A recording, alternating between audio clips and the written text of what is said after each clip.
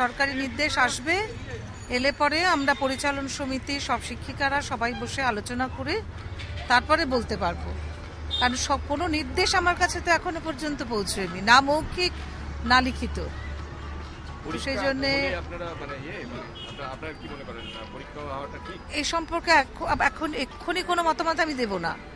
আমি অপেক্ষা করব। আগে পরীক্ষা হচ্ছে এটাও তো আমি মিডিয়াতে দেখতে পাচ্ছি, আমাকে তো কেউ বলেননি, না আমার মাননীয় শিক্ষামন্ত্রী জানিয়েছেন, না আমার সংসদের যারা রয়েছেন তারা জানিয়েছেন, কালকে যারা এসেছিলেন কেউ তো আমাকে জানাননি। এটা আমি কি করে ধরে নেবো যে পরীক্ষাটা হচ্ছে? এটা বুঝুন, আপনাদের মতো আমিও তো কাগজ দেখে টিভি দেখে জানতে পারছি খবরটা।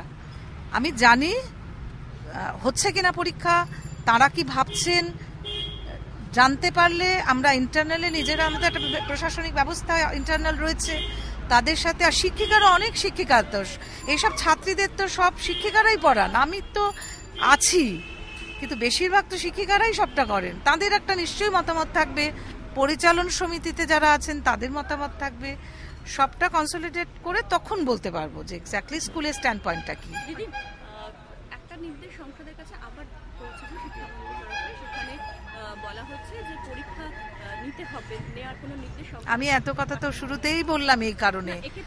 শোনো, পরীক্ষা যদি হয় না নিতে হবে না,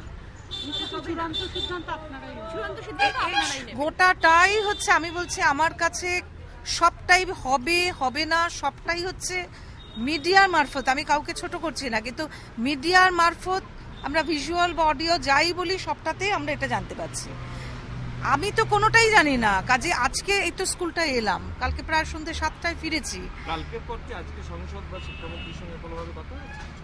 না, এটুকু বলতে পারি অনেস্টলি যে কারোর সাথে কথা হয়নি। যে প্রতিনিধিরা এসেছিলেন আপনাদের এখানে, হ্যাঁ, অচিন্ত বাবুরা, তাদের সঙ্গে না আর কোনো যোগাযোগ হয়নি।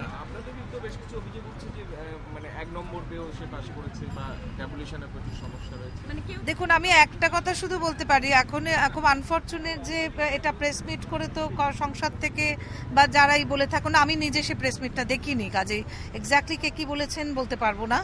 তবে এটুকু বলতে পারি যে এই ধরনের অ্যাসেসমেন্ট এটা আপনারা বুঝবেন যে সবটাই তো খুব ওরম অবজেক্টিভলি করা যায় না, সেজন্য অনেক মেয়ের অনেক ব্যাকগ্রাউন্ড, অনেক পরিস্থিতি, এইটুকু শুধু বলবো, অনেক কিছু মাথায় রেখে আমাদের মতো দুর্বল স্কুলগুলো রেজাল্ট করতে হয়।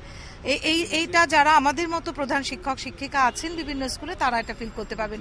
বড় স্কুলে তো খুব সহজ সরলভাবে তারা সবাই পাশ করে যায়, সেখানে এই সমস্যাটা নেই। আমি এই কারণেই বলছি এটা খুব ভেগ জায়গা থেকে যায় একটা, তো ফলে এই সমস্তটা নিয়েই আমি নিশ্চয়ই মতামত দেবো। তারা যদি বলেন কি জানিয়েছেন দেখবো জানবো, তারপর নিশ্চয়ই স্কুলের, কিন্তু একা কোনো মন্তব্য আমি এখানে এই মুহূর্তে দেবো না। এক্ষেত্রে কি আপনার মনে হচ্ছে স্কুলের পক্ষ থেকে শিক্ষামন্ত্রী বলেছেন যে এক্ষেত্রে স্কুল যা সিদ্ধান্ত, আবার বলছি তো আমি, সেক্ষেত্রে আপনারা কোনো সিদ্ধান্ত নেওয়ার কথা, মানে যদি সংসদ হস্তক্ষেপ না করতো আপনারা তাহলে এক্ষেত্রে না, আমরা যেটুকু জেনেছি তো সেইটুকু আমাকে প্রথম ক্লারিফাই করতে হবে। সংসদ, সবচেয়ে বড় কথা হচ্ছে তো খাতা এবং ট্যাবুলেশন ইত্যাদি সবটাই তো সংসদ নিয়ে গেছেন, প্রকৃত অর্থে তো স্কুলের কাছে আর কোনো তথ্য নেই।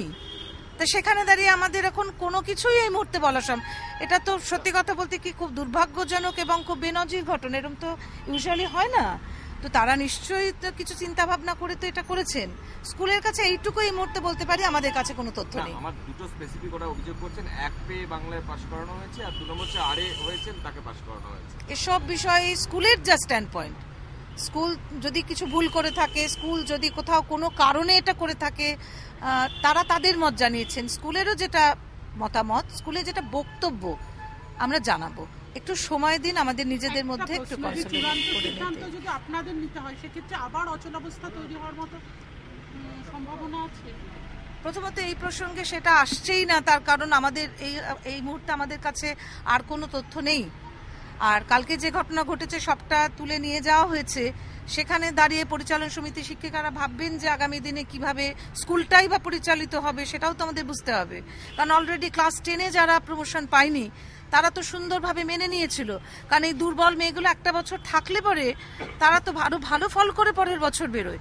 এবং যে মেয়েরা করেছে তারা তো আমার সন্তানের মতো, এদের মধ্যে বহু গুণী মেয়ে আছে, বহু অভাবী মেয়ে, তারা হচ্ছে যেভাবে কালকে এই পুরো ঘটনাটার মধ্যে জড়িয়ে পড়লো বা তাদের ভবিষ্যৎটা যেভাবে অনিশ্চিত হয়ে গেল, এই ঘটনাটাই তো অত্যন্ত দুর্ভাগ্যজনক। কাজে এই মুহূর্তে আমি এটুকু বলতে পারি, আমাদের কাছে কোনো তথ্য এই মুহূর্তে নেই, কোনো বক্তব্য দিতে পারবো না যতক্ষণ পর্যন্ত সংসদ থেকে কোনো নির্দেশ না আসছে। আর যেটুকু নম্বর ইত্যাদি অস্বচ্ছতা বা বিভ্রান্তি যেগুলো আপনাদের মধ্যেও রয়েছে প্রশ্ন, আমি খুব স্বচ্ছ, আমি সবটা উত্তর দেবো এবং সেখানে যদি আমাদের কোনো ত্রুটি থাকে, ভুল থাকে, সেটাও স্বীকার করে নিতে আমার এতটুকু দিতে হবে না, কিন্তু একটু সময় দিতে হবে।